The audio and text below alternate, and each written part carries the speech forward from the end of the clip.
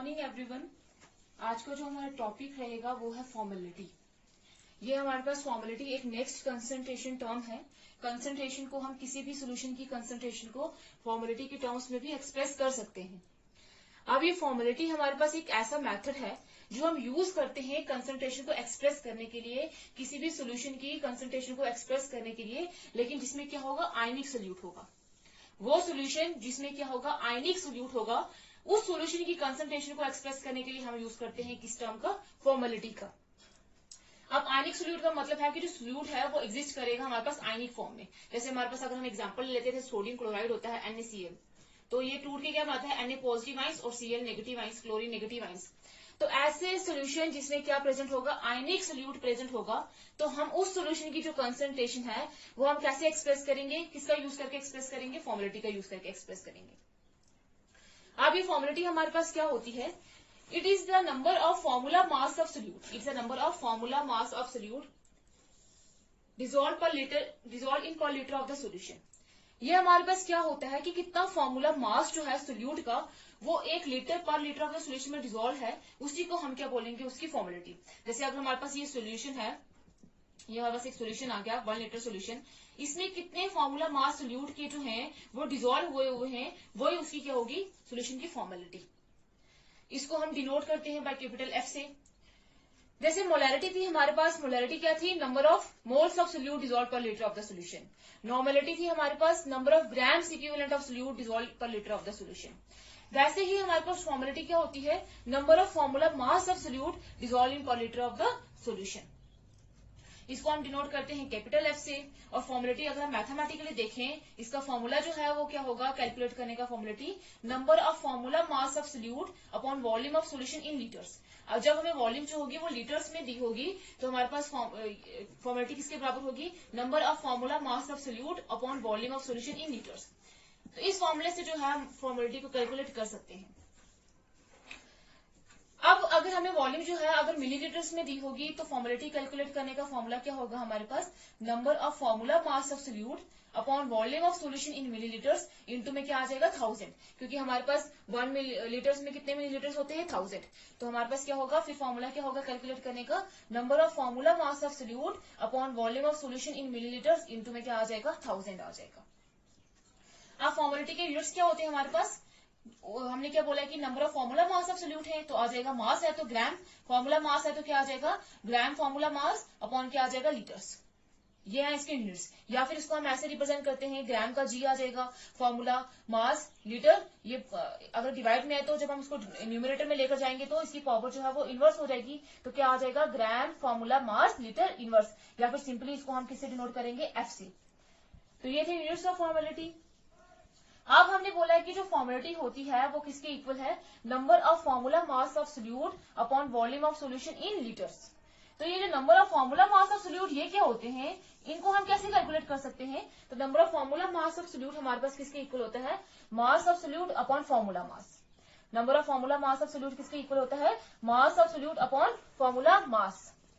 अब मास of solute तो हमें पता है, वो हमें गिवन में दिया होगा, लेकिन ये फॉर्मूला मास हमारे पास क्या होता है, ये फॉर्मूला मास होता है molecular mass of the solute के बराबर। वो सोल्यूट जो हमने देखा है, जो सोल्यूट का मॉलिक्यूलर मास होगा वही उसका क्या होगा, फॉर्मूला मास। या फिर हम इसको बोल सकते हैं डिफरेंट कंस्टिट्यूएंट्स जिसने एक आयनिक कंपाउंड बनाया होगा, उन्हीं के मासेस के सम को हम क्या बोलेंगे, फॉर्मूला मास। डिफरेंट कंस्टिट्यूएंट्स जिन्होंने एक आयनिक कंपाउंड बनाया होगा, जिन कंस्टिट्यूएंट ने मिलकर एक आयनिक कंपाउंड बनाया होगा, उन्हीं के सम ऑफ मासेस को हम क्या बोलेंगे, उसका फॉर्मूला मास, या फिर क्या बोलेंगे, molecular mass of the solute. अब जो है एक फॉर्मुलेटी, अगर हमारे पास क्या होगा, जब 1 फॉर्मूला मास ऑफ सोल्यूट जो है वो डिजोल्व होगा 1 लीटर ऑफ सोल्यूशन में, जब क्या होगा, 1 फॉर्मूला मास ऑफ सोल्यूट जो है वो 1 लीटर ऑफ सोल्यूशन में डिजोल्व होगा, तो हमारे पास तब फॉर्मुलेटी जो है वो किसके इक्वल होगी, 1 के इक्वल होगी। और उस सोल्यूशन को हम क्या बोलेंगे, वो हमारे पास क्या होगा, फॉर्मल सोल्यूशन होगा। जब क्या होगा, 1 formula mass of solute dissolve होगा 1 लीटर ऑफ सोल्यूशन में, तो फॉर्मुलेटी हमारे पास किसकी इक्वल होगी, 1 के इक्वल होगी। तो उस सोल्यूशन को हम क्या बोलेंगे, वो हमारे पास क्या है, फॉर्मल सोल्यूशन।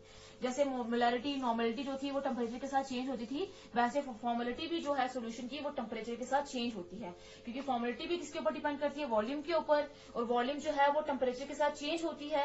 तो इसलिए हम बोलते हैं कि फॉर्मेलिटी भी क्या होती है, अगर हम इसका इफेक्ट देखें टेम्परेचर का फॉर्मेलिटी के ऊपर, तो फॉर्मेलिटी क्या करती है, टेम्परेचर के साथ चेंज होती है। हम जो है कुछ एग्जांपल्स डिस्कस करेंगे कि हम फॉर्मेलिटी एक सोल्यूशन की कैसे कैलकुलेट कर सकते हैं। तो हमारे पास एग्जांपल है, find the formality of NaCl solution, find the formality of sodium chloride solution 5.85 gram of which have been dissolved to form 250 ml of the given solution. हमने फॉर्मेलिटी निकालनी है NaCl सोल्यूशन की, सोडियम क्लोराइड सोल्यूशन की। अगर हमारे पास 5.85 ग्राम जो है sodium chloride के वो डिसॉल्व किए हमने वाटर में, और उसका हमने 250 ml ऑफ सोल्यूशन बनाया है। हमने क्या कैलकुलेट करनी है, NaCl सोल्यूशन की फॉर्मेलिटी कैलकुलेट करनी है। अब हमारे पास फॉर्मेलिटी किसके बराबर होती है, अगर हमें वॉल्यूम जो है वो मिलीलीटर्स में दी होगी तो फॉर्मेलिटी किसके बराबर होती है, number of formula mass of solute upon volume of solution in millilitres into में आ जाएगा 1000। यही फॉर्मूला है हमें कैलकुलेट करने का formality.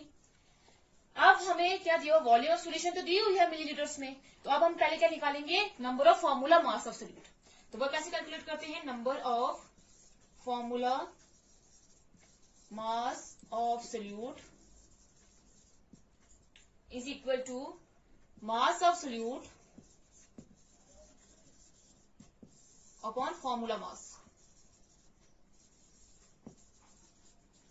Mass of solute upon formula mass. Mass of solute हमें दिया हुआ है, सोल्यूट यहाँ पे हमारे पास क्या है, सोडियम क्लोराइड है। सोडियम क्लोराइड का मास तो हमें दिया हुआ 5.85 ग्राम।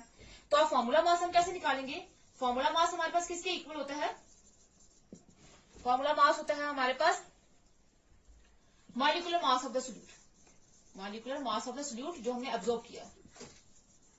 सोल्यूट हमारे पास यहाँ पे क्या है, NaCl है, तो फॉर्मूला मास उसका क्या होगा, NaCl का, एक सोडियम का हमारे पास मास होता है 23, एक क्लोरीन का हमारे पास मास होता है 35.5, तो इनका क्या आ जाएगा मास हमारे पास 58.5।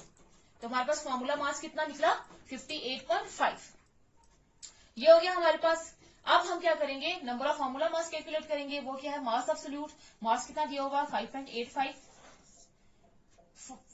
फॉर्मूला मास अभी हमने कैलकुलेट किया 58.5, इन दोनों को डिवाइड करेंगे तो डिवाइड करके आएगा हमारे पास 0.1।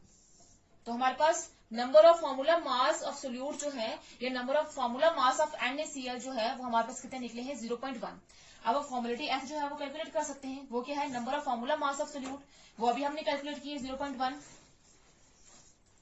Volume of solution in millilitres हमें दी हुई है 250, इनटू में क्या आ जाएगा 1000। ये 0 से ये 0 कैंसिल, तो अगर हम इसको क्या करेंगे, मल्टीप्लाई करेंगे तो आ जाएगा 10/25, तो डिवाइड करके आएगा हमारे पास 0.4, डिवाइड करके क्या आएगा 0.4। अब इसके हम यूनिट्स लिख सकते हैं, ग्राम फॉर्मूला मास पर लीटर, या gram formula mass litre inverse, या फिर सिंपली जो है वो F से जो है वो डिनोट कर सकते हैं। तो हमारे पास फॉर्मेलिटी कितनी निकली है, 0.4।